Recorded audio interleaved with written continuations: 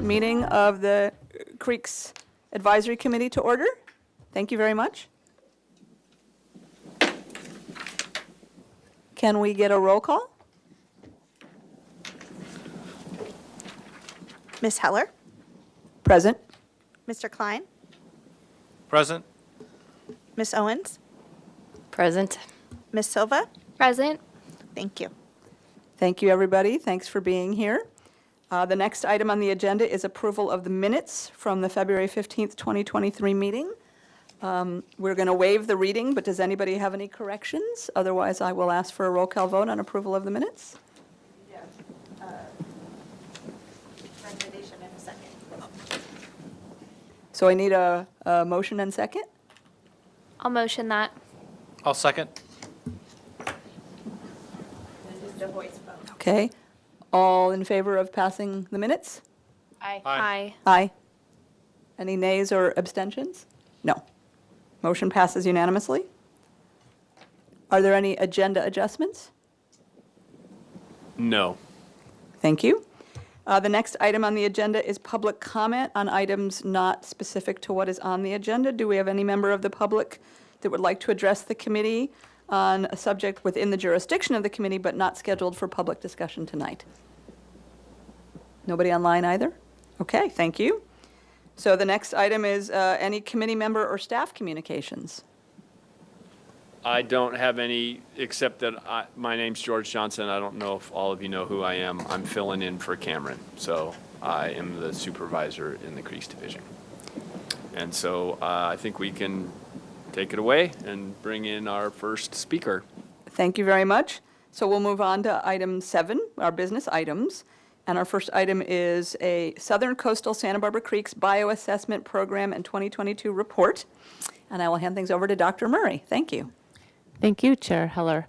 I am going to introduce our next speaker who will really give you the bulk of the presentation on our bioassessment program. Jeff Brinkman with Ecology Consultants has been conducting annual bioassessment surveys for us for 20 years now. He's given us a wonderful data set to help understand our creeks and their biological health. And I just wanted to put it in the context of our overall water quality monitoring program. I think of it in tiers, and so our bottom tier is we can go sample chemistry at a particular location and time, and we can pick exactly which chemicals we want to have tested and send the sample off, and that gives us some excellent information. But we don't know how one chemical might be interacting with another chemical. We have some thresholds to compare them against, but we really don't know what's happening on thinking about ecotoxicity in the water. So then we can also collect the second, what I consider the second tier. We can collect a whole sample of water and send that to a lab that does ecotoxicity testing. And so they'll take that water and grow aquatic organisms, minnows or invertebrates in it, and see how well they do over time, how well they survive, how well they grow, how well they reproduce. That lets us know the overall effect of the water quality. So we might not know every compound that's in there, but we know what they're doing altogether to these test aquatic organisms. But that's still only one point in time that we've gone and collected that measurement, either in dry weather or wet weather.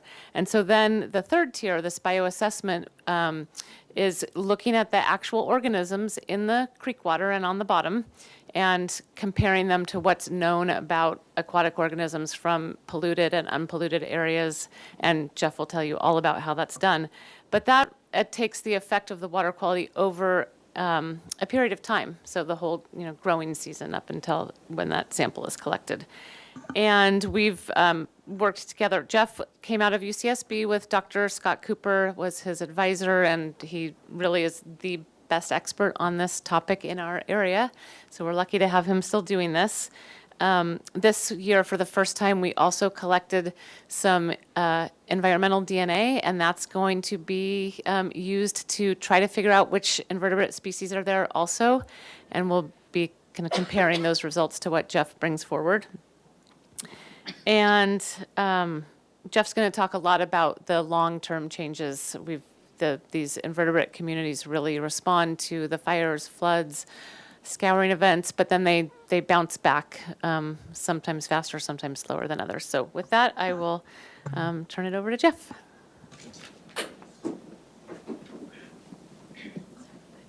Thank you, Jill.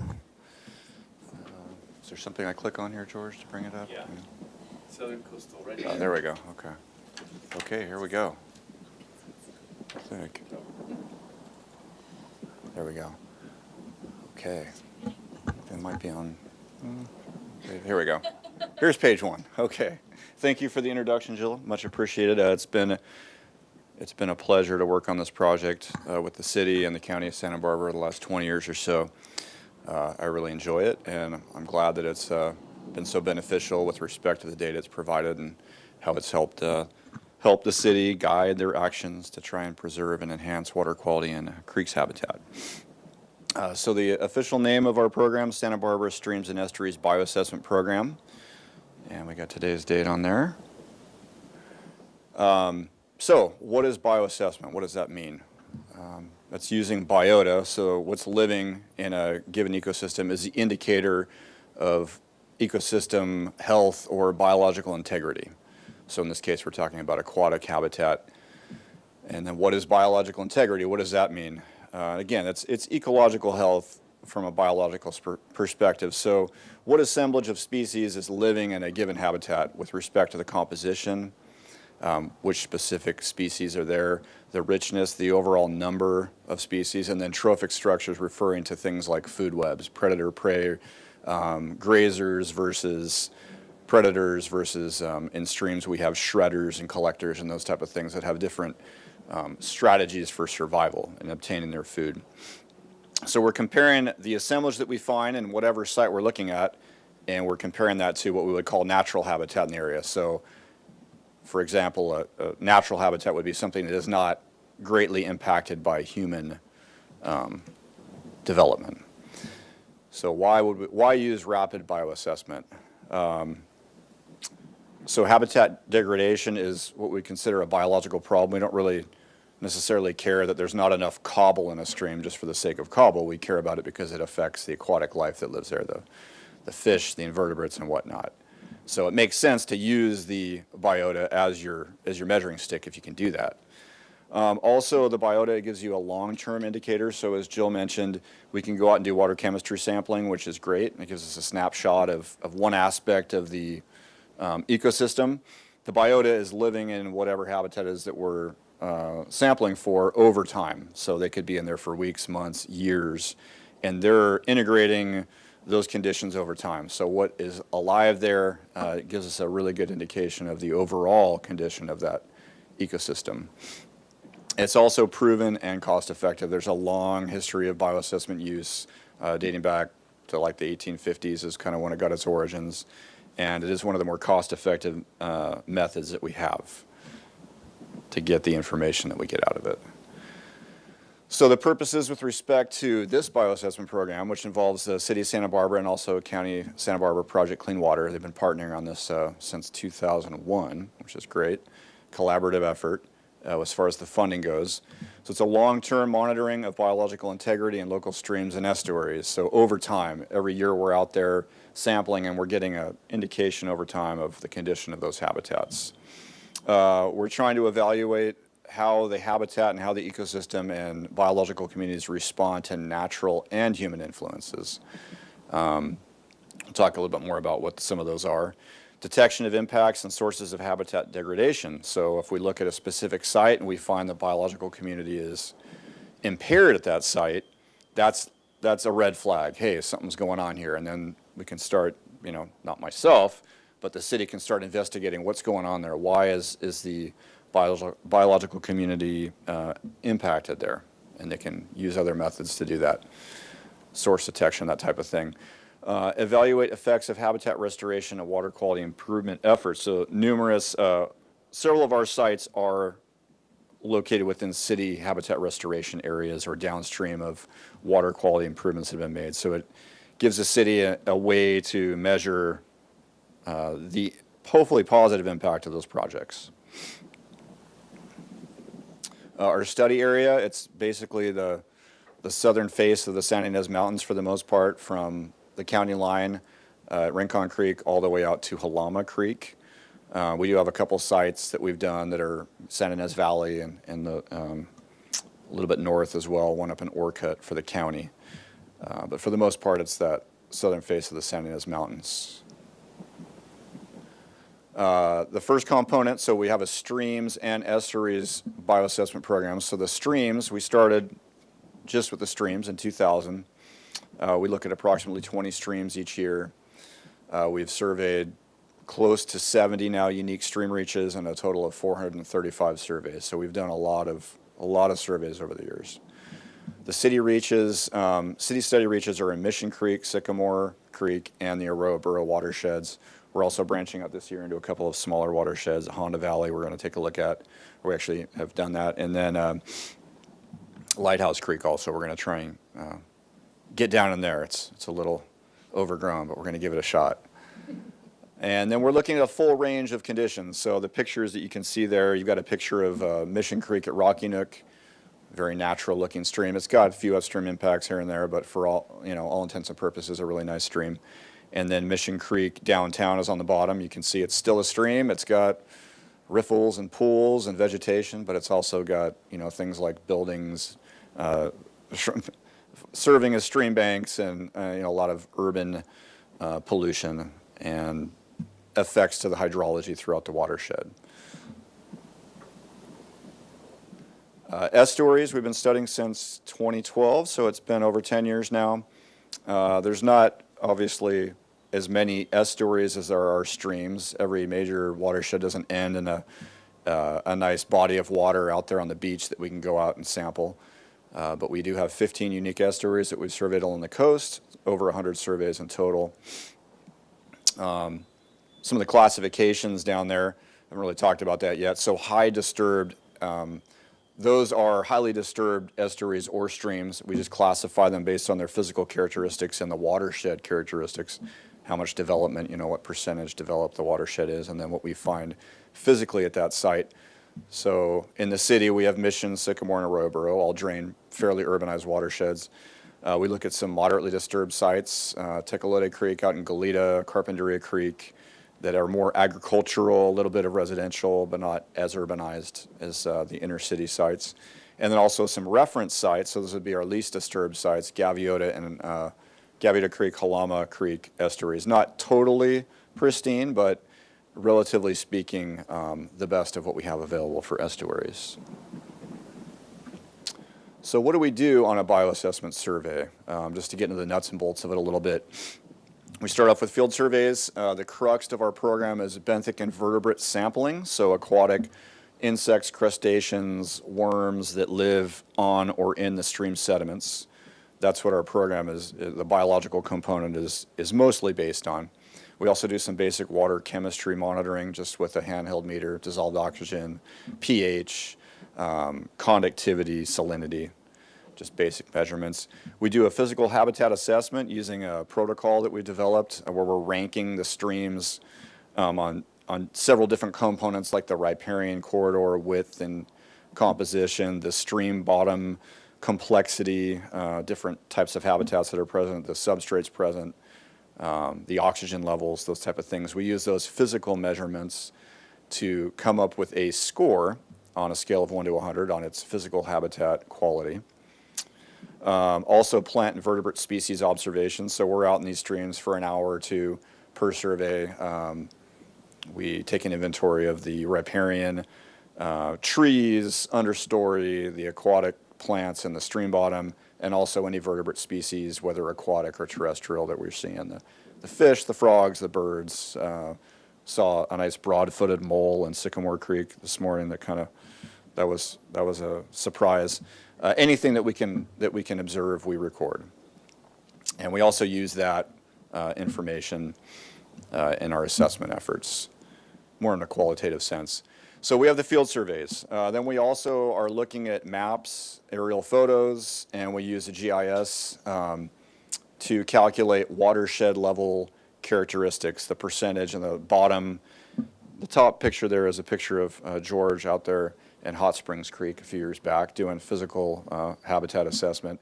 The bottom is just generated in our GIS, so we have different hydrologic units there around the city of Santa Barbara. You got Arroyo Burro, Mission Creek, and Sycamore Creek watersheds outlined there. Different sites that we have, and you can see land covers there. Up in the mountains, it's all green and yellow, and that's all natural habitat. And then working down into the city, we've got red and pink, and those are urbanized areas. So we calculate the percent cover of all the different land uses and use that in our classification of the streams into that high disturbed, moderately disturbed, or reference category. We don't use the biological information for that. That's what we use to compare with our physical. We also do laboratory work going through our benthic invertebrate samples so we can count them, identify them all out. We pick out 300 bugs from each sample, up to. Some don't have 300. We take as many as we can up to that number. And then we're down to the family level for the most part. We're counting, hey, there were so many of this family of mayflies, so many of this family of beetle, and we come up, we have a tally for each family that we find. So we also then calculate our index of biotic integrity scores. I'll go into that a little bit more. That's our overall scale of biological health that we've developed using the invertebrates. So we have several metrics we've come up with using the bug data from each site. And then we do data analysis using some statistical methods and qualitative methods, and we write an annual report. So that's kind of, in a nutshell, what we're doing with this program. So I mentioned index of biotic integrity. If you haven't heard of that before, just think of it as a scoring system. So for each stream reach we look at, we come up with a score of between 0 and 40. And that is based on the scores that we have for 4 different core metrics relating to the BMIs present at each site. So we have number of insect families as one metric. So, a really highly disturbed site might have 5 or 10 benthic invertebrate families. A really nice reference site might have 25 or 30. So we have a scale we've developed using all of our data from all of our sites over the years. We've established scoring thresholds for these things. Also, a number of sensitive BMIs. These are bugs that are known to be pollution sensitive that we've established using statistical methods. And then also percent predators plus shredders.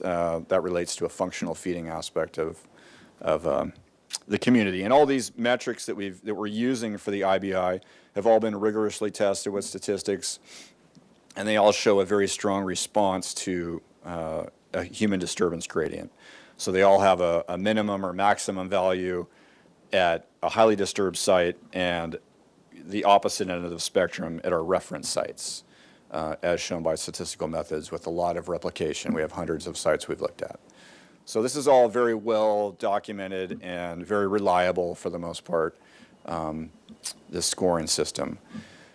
So, and as I mentioned, we have several aspects of the BMI community, the trophic structure, diversity, composition that are kind of captured by these different metrics. And the overall scoring range, we also use statistical and looking at the distribution of scores to come up with these scoring ranges. And you can see those: excellent, good, fair, poor, and very poor. Those are our 5 different classifications of biological integrity that we are able to calculate for each of our stream sites.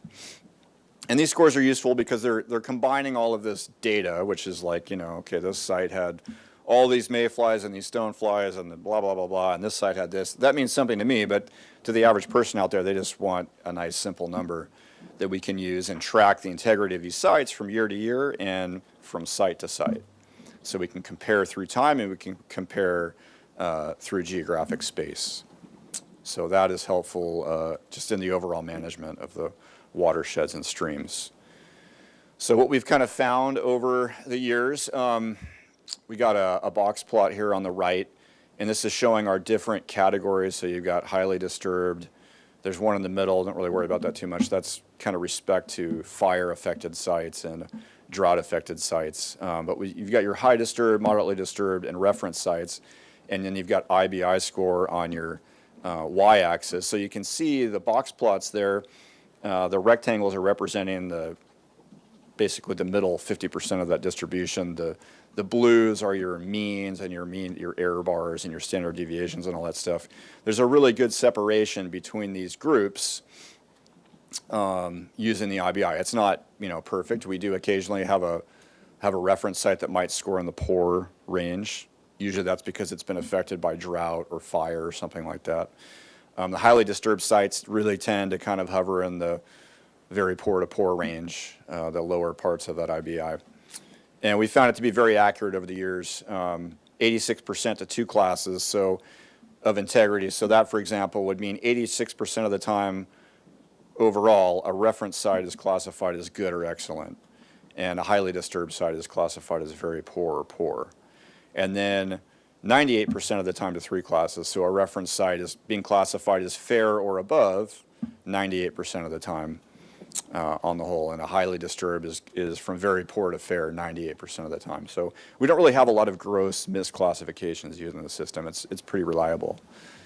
And then it is also not only with respect to human disturbance, that's what this whole gradient is kind of talking about, but we also find, and it makes sense, that the bug community is also sensitive to some episodic disturbances that are more natural in origin or completely natural in origin, floods and droughts, which relate to weather and stream flows, which we generally don't have control over. Fires are sometimes man-caused, sometimes not.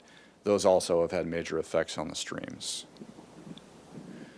And this is just kind of a look over time at what we found with our IBI scores. So bear with me a moment and just kind of looking at this. It looks complicated, but if you understand it, it gives you a lot of good information. So, and this is an overall average by year, by category. So the green sites up top there, those are our reference sites over the years. And our average scores you can see by year.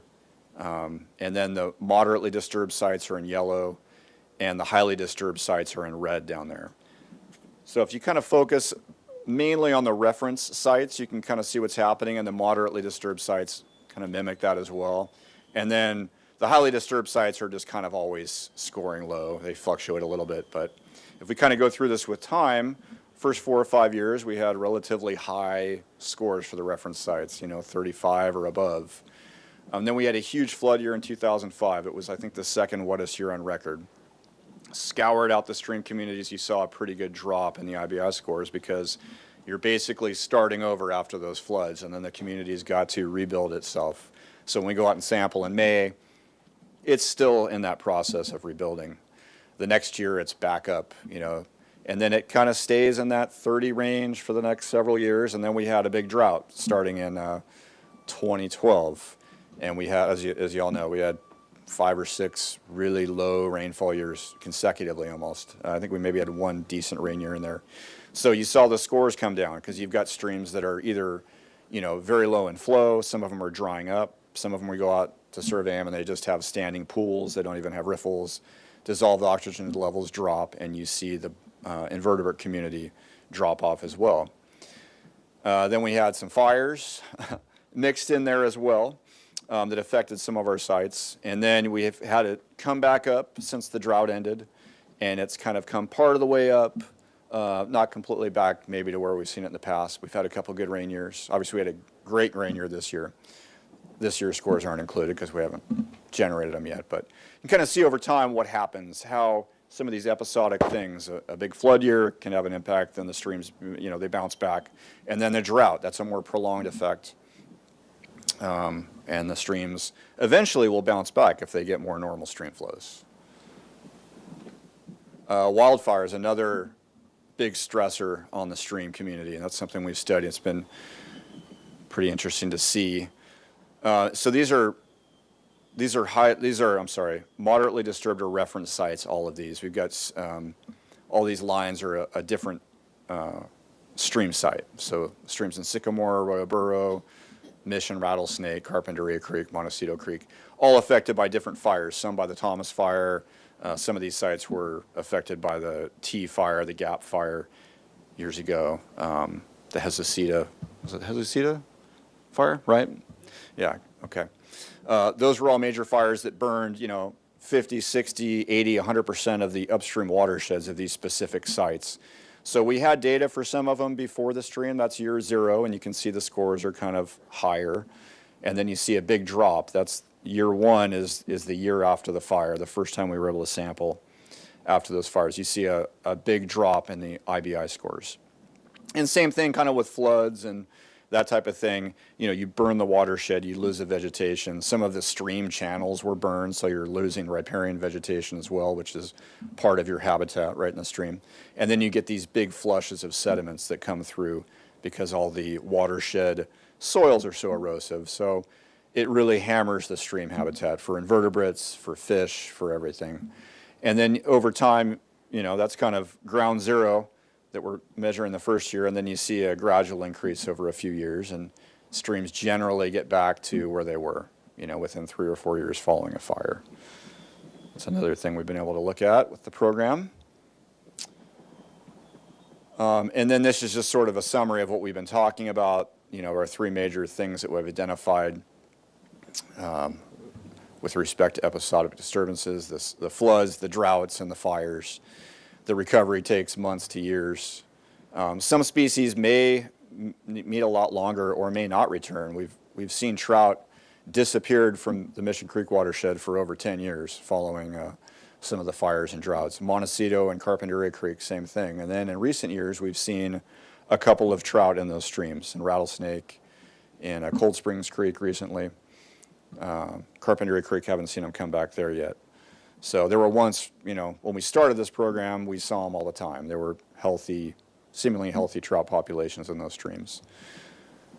And then kind of a question that we got to with this year's report, if you look back on this slide here, there's been a downward trend, it looks like, in the last 10 years or so, if you average the IBI scores at these reference sites up here. For the first 10 years of the program, roughly, and then you look at it the next 10 years, there's been a downward trend. And again, they kind of bounce back up here, but then they're. So we're wondering, is this a sign of something else, of a mega, we talk about mega floods in the Southwest, or not mega floods, I'm sorry, mega drought occurring in the Southwest over the last 25 years or so. Is global warming to blame, climate change? Is this something that's going to continue?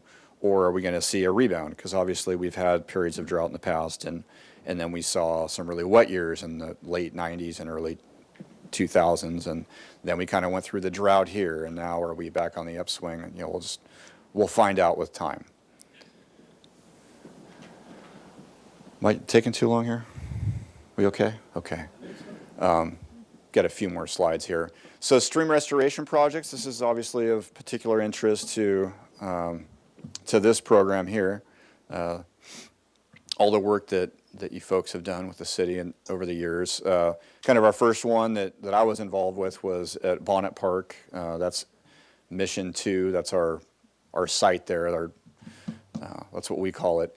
So that was in 2004 that project began. There have been several in Arroyo Burro, Mesa Creek, the daylighting, that's AB5, and then Barger Canyon's AB9, and then more recently the main stem of Arroyo Burro at Veronica Springs.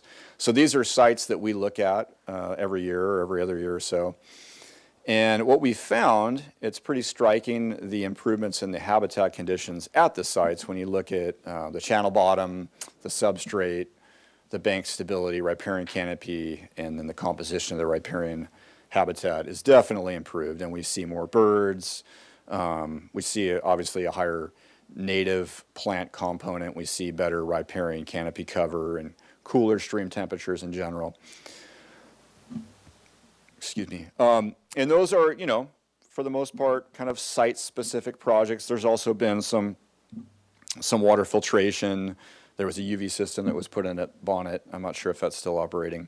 There have been some kind of larger scale efforts. Obviously, there's, watershed management plans going on within the city, and street sweeping and filtration and, new development standards and all that. those would be more what we would call like a watershed approach to restoration. So my point is we haven't seen a tremendous improvement in the invertebrate communities at these sites because there's larger scale issues that aren't, that haven't been completely addressed. And let's face it, you really can't completely fix an urbanized watershed. We're not going to be going back to 300 years ago when there was no development.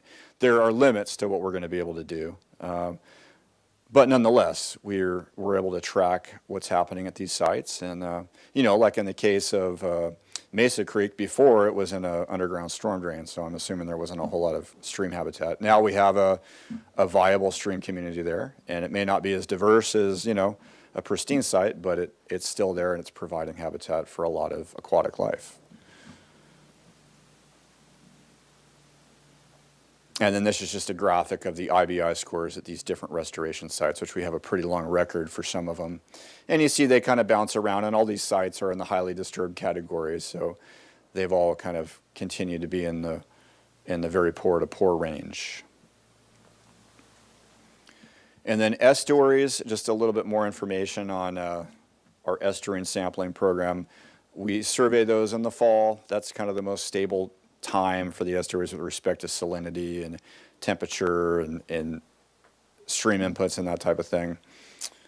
They fluctuate a lot in the spring. You've got high tides, you've got heavy stream flows. Everything kind of stabilizes into the fall. So that's when we've been able to come up with some useful information with the bug community.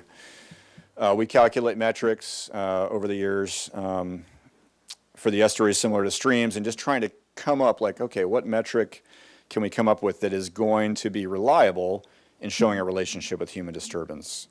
And that's harder to do with the estuaries because they're such harsh environments. The salinity can fluctuate from near seawater to near freshwater over the course of a couple months. It's, and the bug communities are constantly turning over and changing.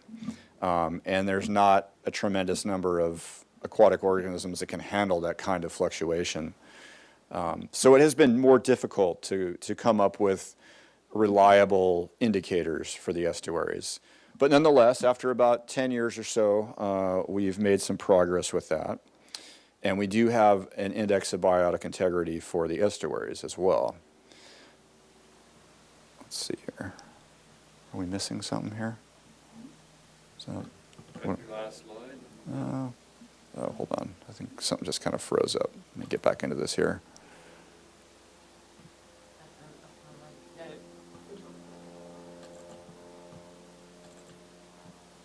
There's something else in it. I think I just double clicked it last time. I don't know if there's some. I think it got kicked out. What's that? Control and click. Oh, control and click. Okay. You want to try this, Jill? Sorry. It's not my forte. See. Try that. Oh, there we go. Great. Thanks. So let's see here.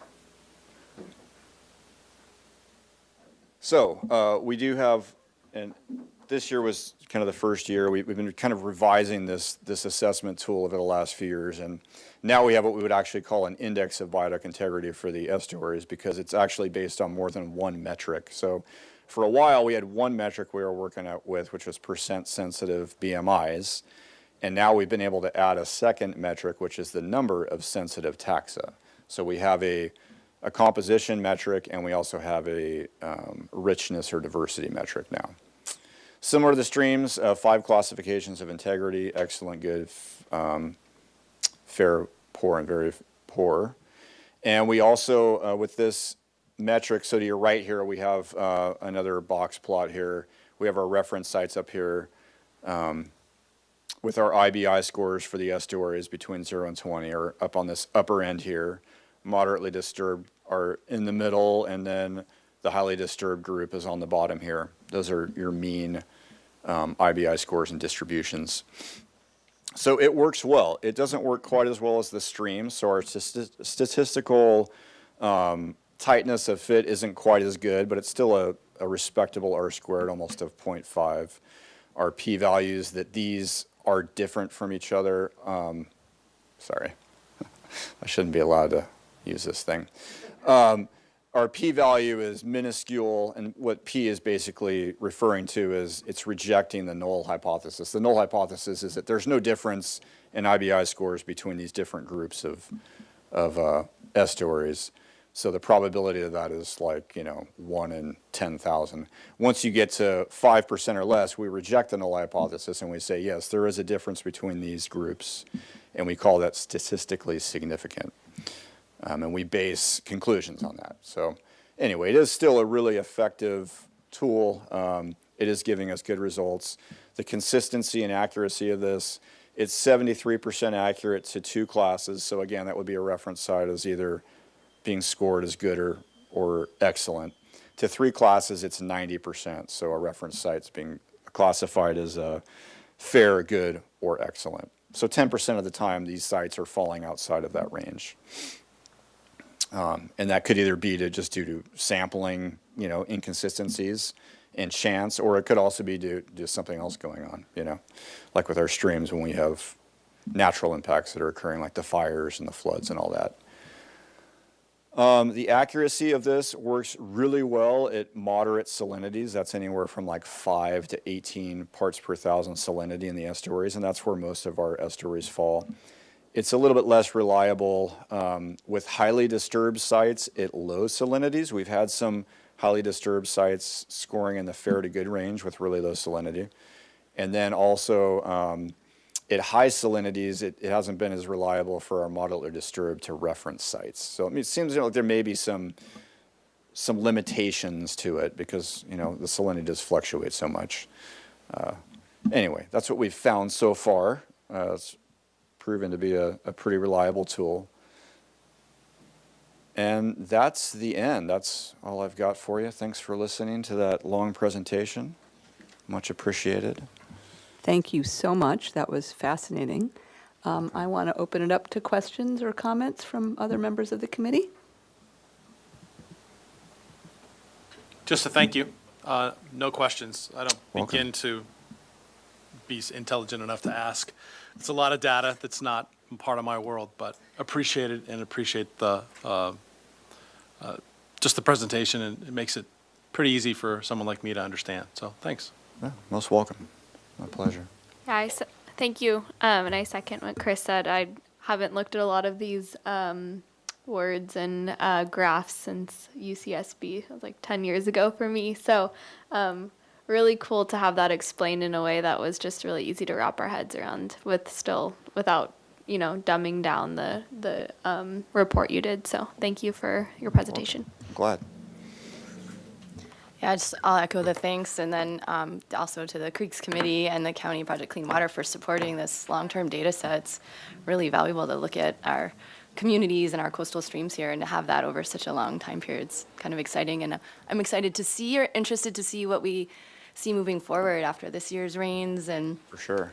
following. Right. Who knows what's going to happen with our weather Who knows, patterns. that's right. So thanks for all your work out there. Most welcome.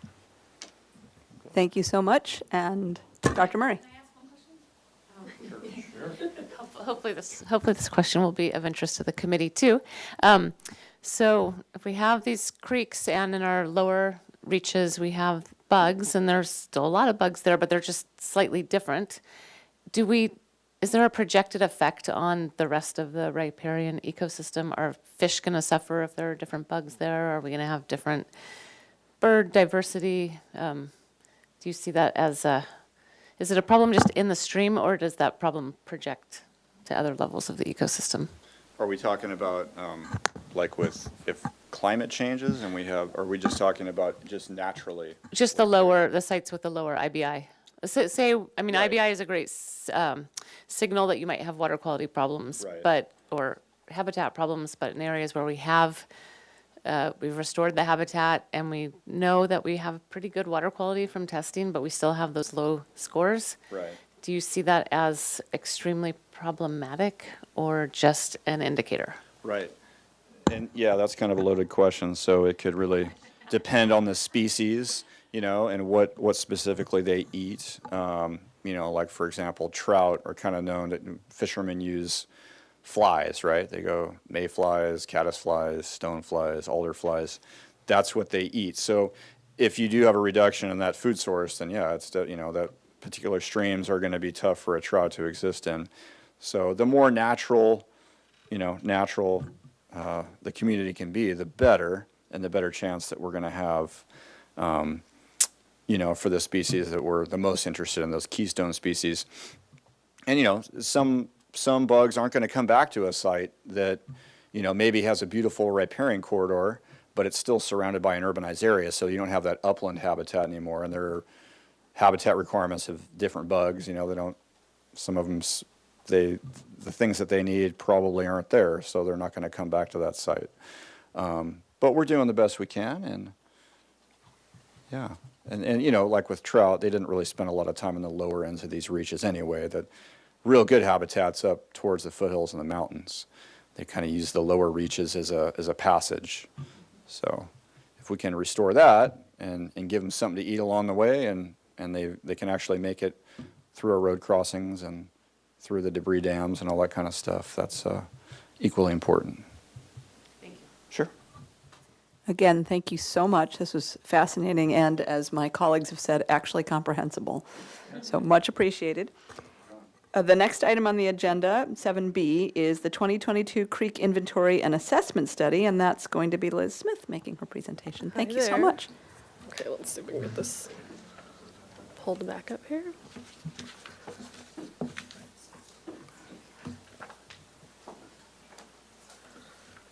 All right. Hello, everybody. I'm Liz Smith. I'm the Creeks Outreach Coordinator, and we are going to talk about our inventory and assessment study. So just a little bit of background on this project. Back in, where'd we go? Okay, there we go. Back in 1999, the city contracted with URS Corporation to conduct an inventory and assessment study, and that was to document the conditions of the creeks, the physical conditions, and make recommendations for projects and programs to help improve the creeks in the city.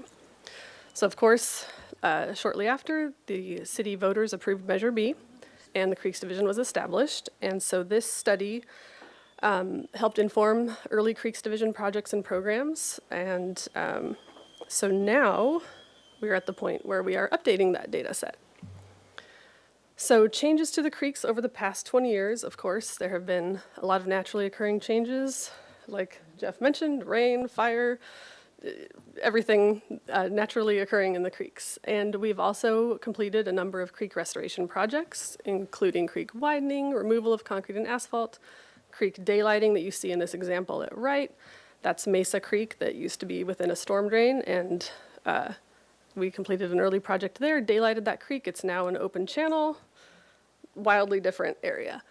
And we've also completed a lot of invasive plant removal throughout the city, our ongoing trash and debris removal programs, and then there have also been other larger infrastructure projects like bridge replacements and flood control improvement projects within our city creeks.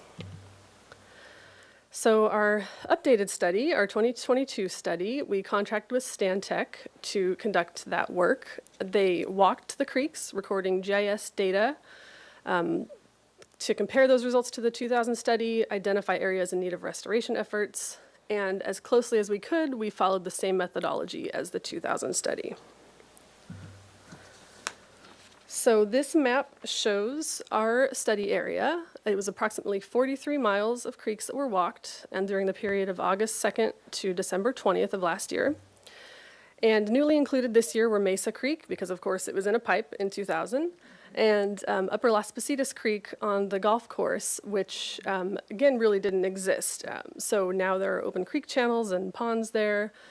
And then we also excluded the airport creeks. They were included in the previous study, but we are not super involved in management of those creeks on the airport property. They kind of do their own thing out there, so we didn't include those in the study this year.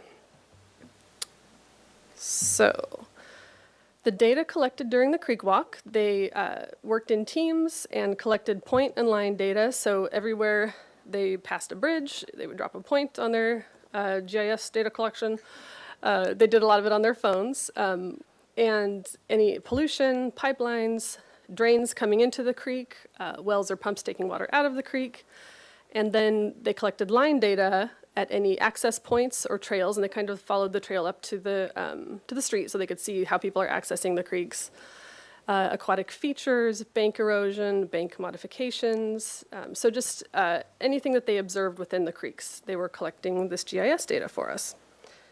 And while the data collection part of this project is complete, we are still finalizing the report. So this is kind of a little sneak preview of some of the data that will be included in that final report.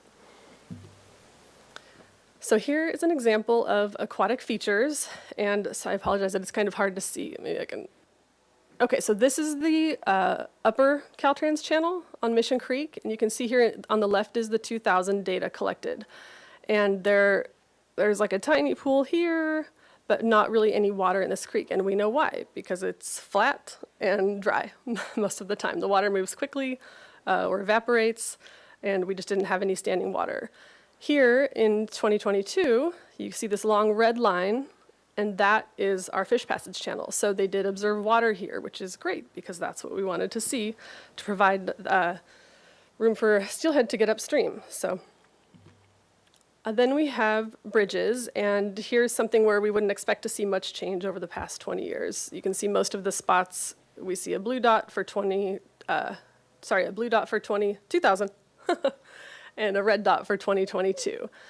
But we're kind of keeping an eye out for differences between those two, and of course this is the footbridge put in down on Lower Mission Creek.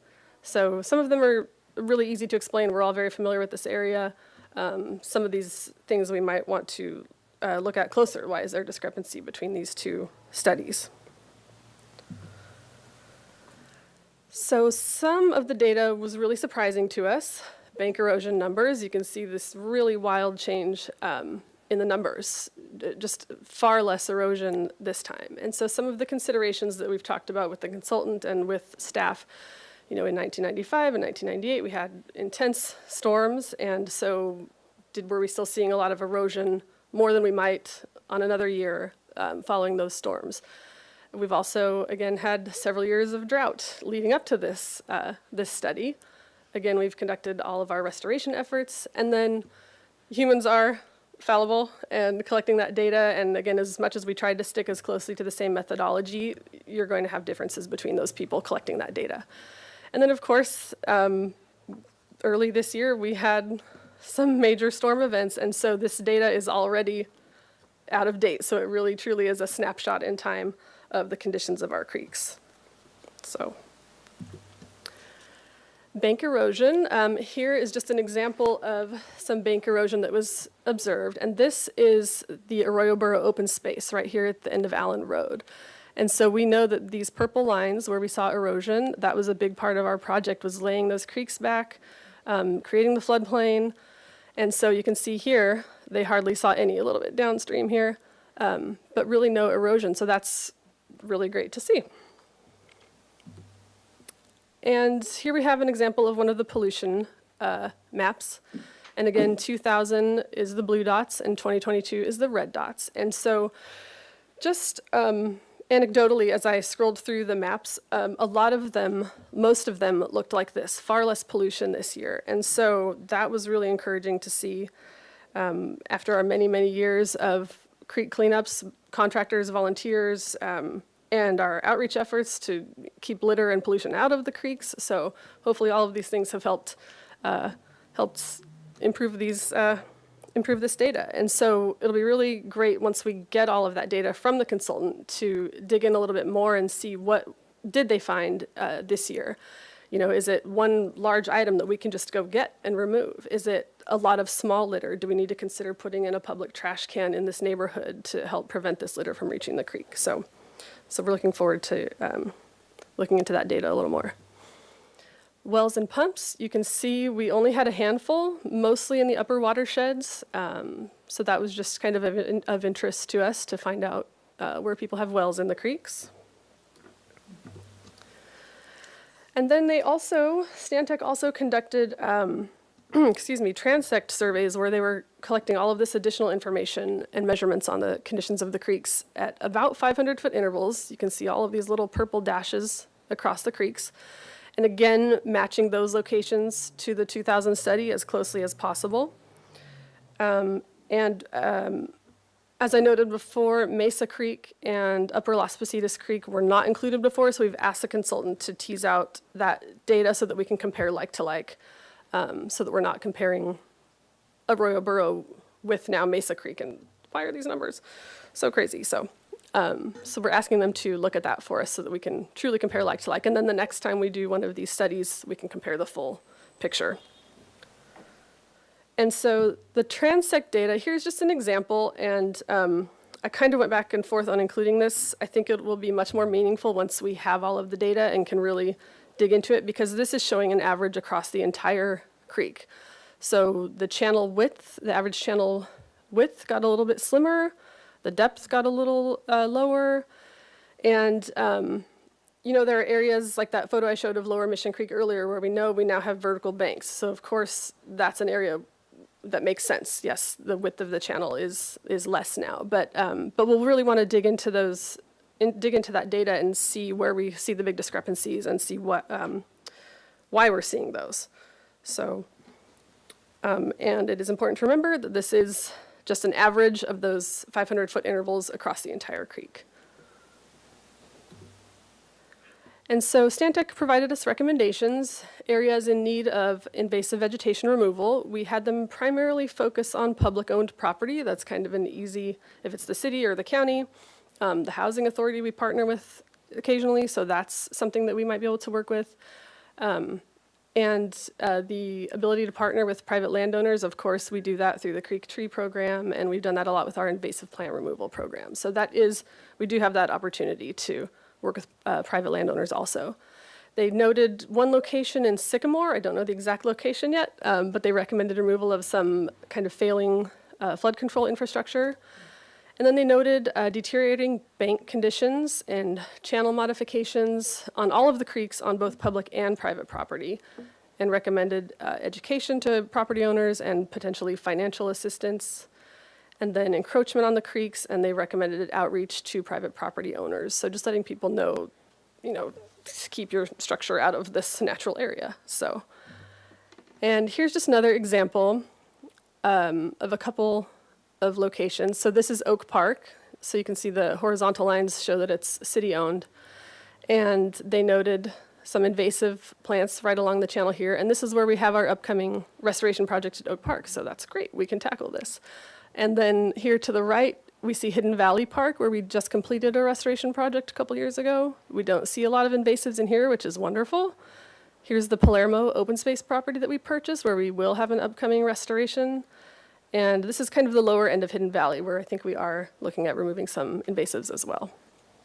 So next steps, our staff are reviewing the draft report. Stantec is completing their analysis, finalizing all of these maps and figures, and incorporating Creeks Division edits. Once complete, we will have it on the website, and then this will be a great resource for us moving forward. We'll consider their recommendations, and we just look forward to really digging into that data and seeing what's happening out there. So with that, I'm happy to answer any questions. Again, thank you so much. That was incredibly informative. Are there any questions or comments? I think that was one of the coolest presentations I've seen here, just to see the difference of how much has happened over the last 20 years, and also still what can be improved and what you guys have already put in place for the future to be improved. We're like, oh, we know those areas are issue areas and we're going to improve on them. So that's super awesome. Yeah, I'm kind of curious how some of that data would have looked, especially on like the bank or the erosion, particularly after the floods. But Yes. yeah, awesome. Thank you for putting that together. Thanks so much. I'm going to piggyback on that a little bit. Thank you, but I'm a layman at this. This is not what I do. Please ask me a hotel question and I'll be able to answer it very succinctly. But what's the significance of bank erosion? Why am I concerned about bank erosion? So I am also not a scientist. So George, would you like to address that one?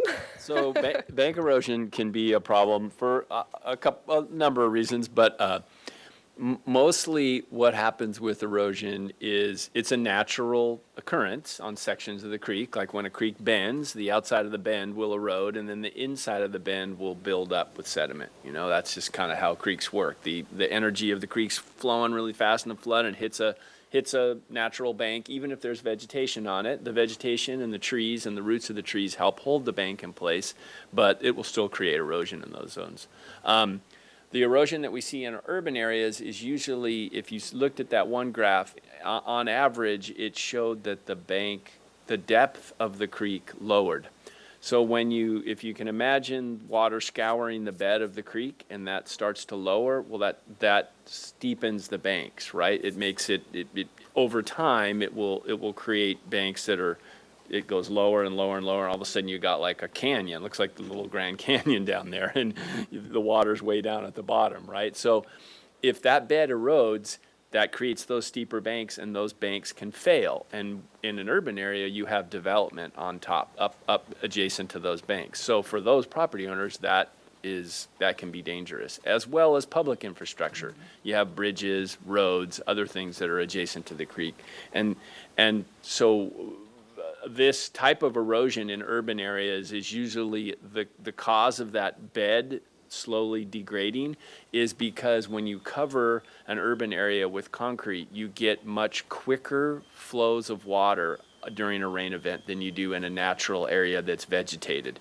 And so that urban runoff comes through and it scours the bed more, and so over time these things slowly get lower and lower and lower. And some of our programs, like the development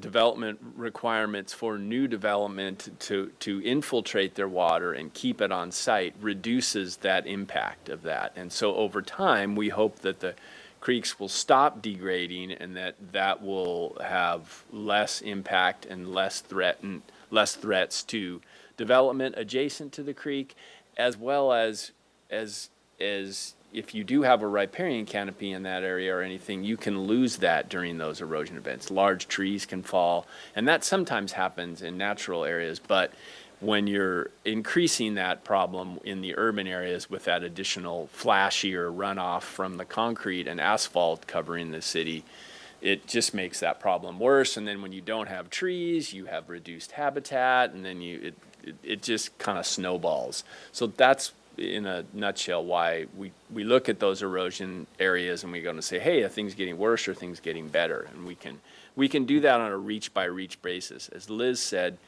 it's an average for the whole creek, but when we get down into the data more, we can say, hey, this reach looks pretty good, but wow, what happened here? What's going on here? And what can be done, if anything? Sometimes there's nothing that can be done, or it's a very slow change, like I talked about. At the development of the city, as it slowly redevelops, and we incorporate some of those techniques to keep water on site, then over time we hope to see stream flows that are more moderated and not as flashy and not as erosive in nature. Thank you very much.